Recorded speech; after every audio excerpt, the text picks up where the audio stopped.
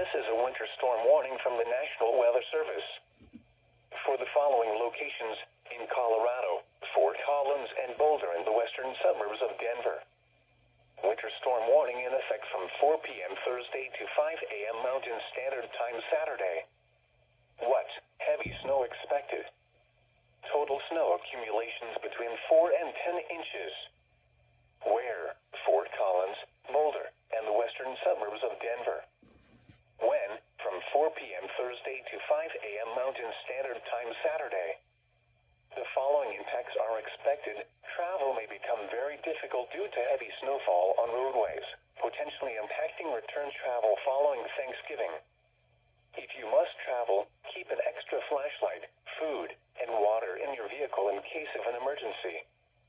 The latest road conditions for Colorado can be obtained by calling 511 or by going to www.cotrip.org.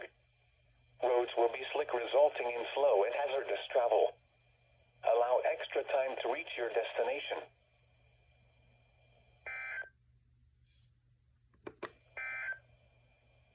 Here is the extended forecast.